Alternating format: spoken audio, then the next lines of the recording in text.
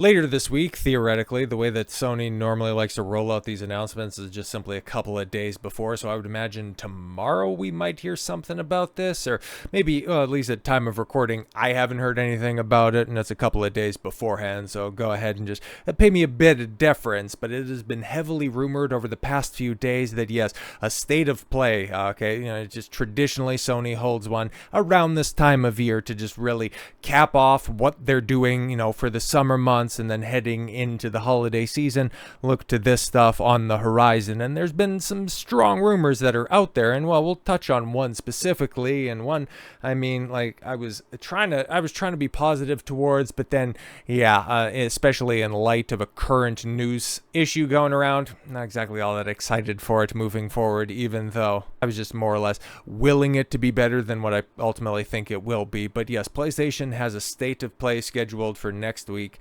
It's claimed, another source has stated that PlayStation has a state of play planned for next week. Earlier this month, Insider Gaming exclusively reported that PlayStation has a state of play event scheduled for the end of September, where Marvel's Wolverine, is almost certainly going to be a part of the event. Now another source has corroborated the state of play news, adding that it's arriving as soon as next week. Yes, there's been a few state of play events in recent times, but they focused on one game, such as, a 007 First Light and Ghost of Tsushima. Gameplay deep dive. The last proper state of play showcase was back on June 4th, so it's been a minute, okay? And that was in conjunction, because that was the last time that we seen an announcement cycle like this. It came out, I think the news broke on Tuesday, and then the event was held on Thursday. I'm pretty sure that's what June 4th was. Or it was Monday that the news broke, and then Wednesday that it happened, because I just checked, because thanks to my handy-dandy calculator, or rather calendar on that one. Words are hard sometimes. But yes, that was the lead-in to Friday's Summer Game Fest. Yeah, if I recall the rest of my dates correctly. Because, what was it, the day before, the day after, you had that Witcher 4 preview, which was just a joke in and of itself. But whatever, man. But since then, players have been patiently waiting for a new one. Yeah, because we've got a lot more information on First Light and Ghost of Tsushima. Ghost of Tsushima's follow-up, Ghost of Yotei, has done expertly to tank its reputation moving forward. But yeah, Sony, unless they're going to attempt to ride the wave of Battlefield 6 and Black Ops 7 coming out in the holiday season, outside of October with Ghost of Tsushima, I keep wanting to say that, but Ghost of Yotei, they don't really have any specific holiday offerings, at least none that immediately spring to mind, so at least refreshing people or updating them on what they're going to be doing in winter and in spring, that could go a long way. But yes, fortunately for them, a very reliable source, Nate the Hate, has also claimed that Sony has a presentation soon, adding that it is scheduled for next week. So yes, what to expect from the upcoming state of play? Well, of course, Wolverine news. I think that's going to, at this point in time, for as much as it's been rumored, it's pretty much going to be the anchor of the presentation. You would have to think at this point, right? Also because we got other rumors that Marvel's Wolverine release window set and the Venom game, which I forgot existed,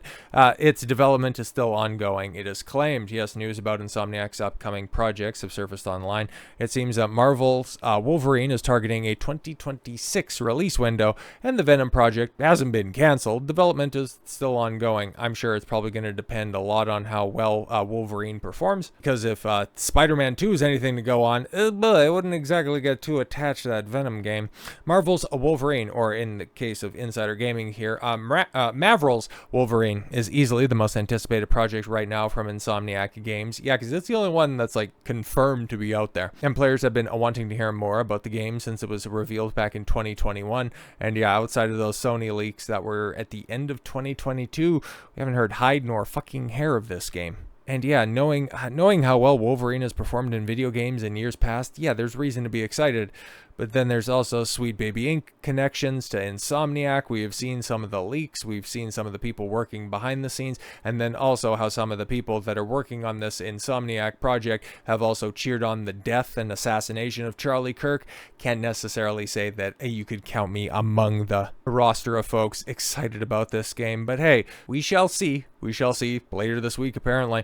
Insider Gaming recently exclusively revealed, yes, the game is likely to be a part of PlayStation's next state of play.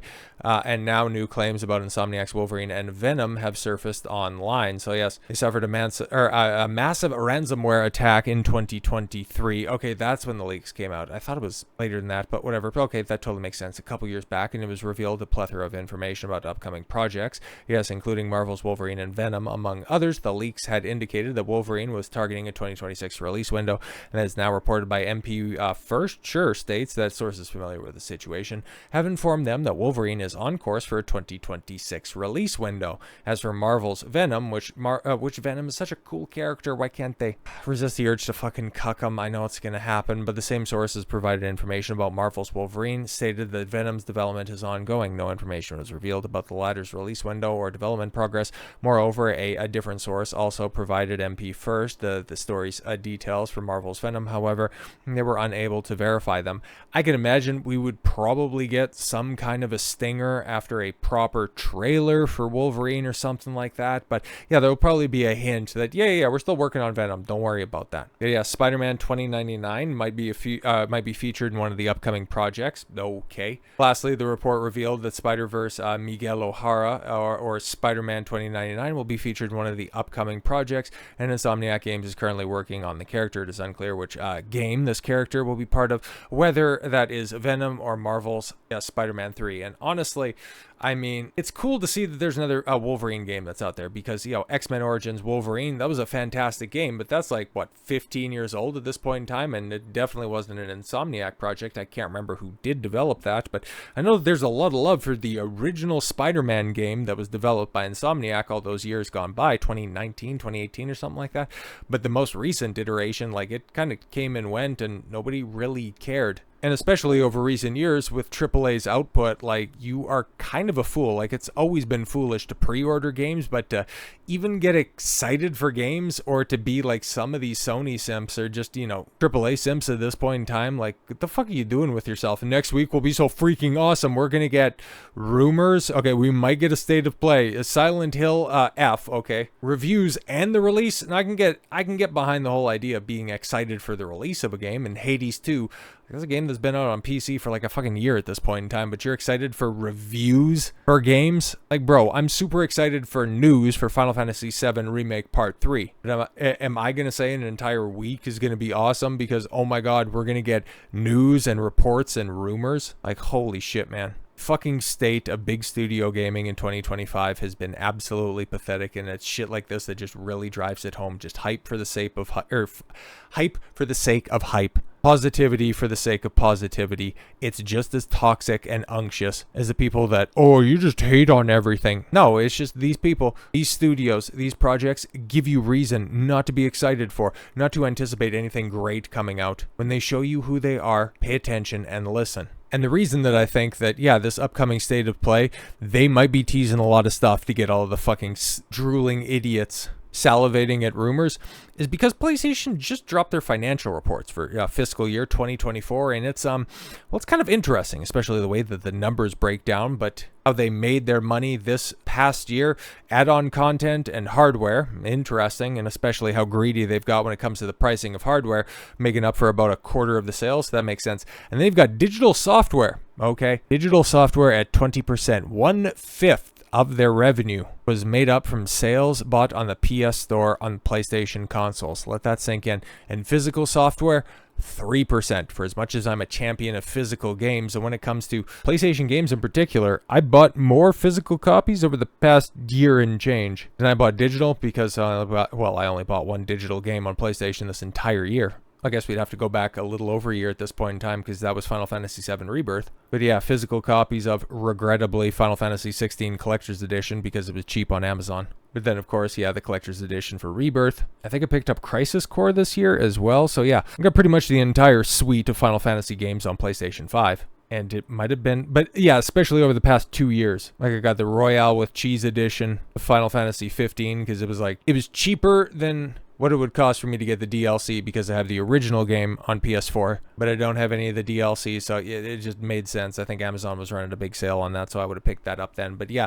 I'm obviously the anomaly on this, and people are, kind of picking up on that, all that noise for physical and only 3% Yeah, because at a moment's notice, your digital software can just be delisted, deranked, and it can be pulled, altered, or changed at a moment's notice, you fucking spurg. But yeah, as it's broken down a little bit more, okay, there's a couple of sites that have gone through some of the financials, and interesting, all that noise from multi-platform, and this is a bigger one, okay, is only 2%.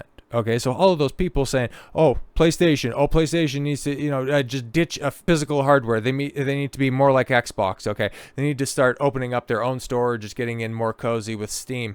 Given the fact that there were so many big formerly PS exclusive titles released on PC and on other platforms as well this year. Spider-Man 2 at the beginning of the year, Lego Horizon, well, both of those bombed spectacularly. Horizon Zero Dawn remastered, Until Dawn remastered, God of War Ragnarok, Ghost of Tsushima.